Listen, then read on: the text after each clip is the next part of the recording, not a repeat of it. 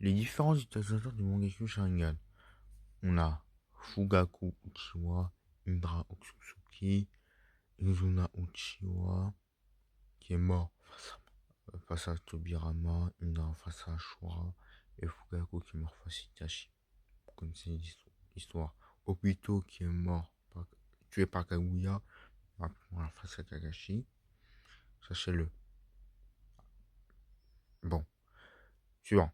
Le Mangekyou Sharingan de Madara, qui deviendra le Mangekyou Sharingan éternel, en volant les yeux de son frère cadet, Izuna Uchiwa, qui est mort de ses blessures, j'ai oublié de le préciser. Le Sharingan, on ne connaît pas les capacités du Sharingan de Madara, du Mangekyou Sharingan de Madara, pardon, mais on connaît ni celle d'Izuna,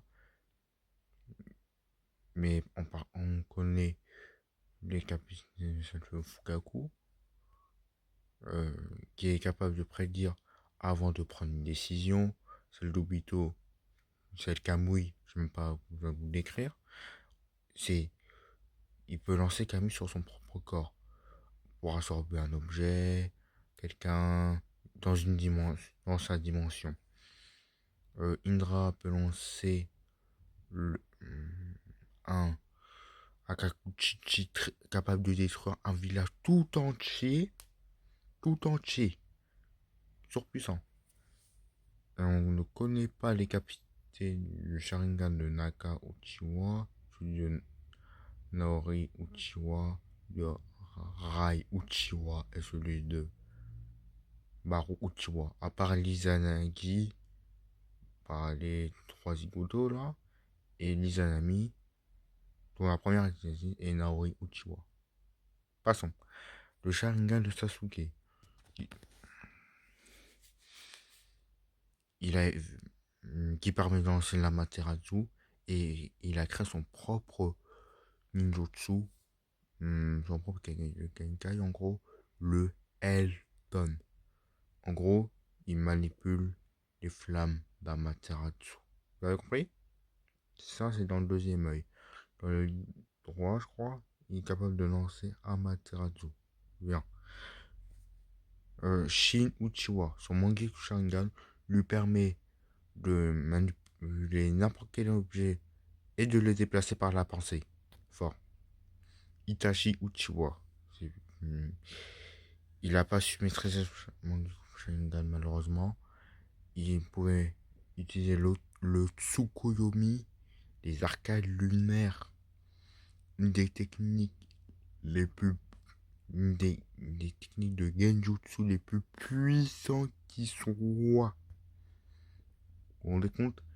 Il pouvait utiliser ce genjutsu sur quelqu'un pendant des jours, des semaines, voire des mois, voire des années.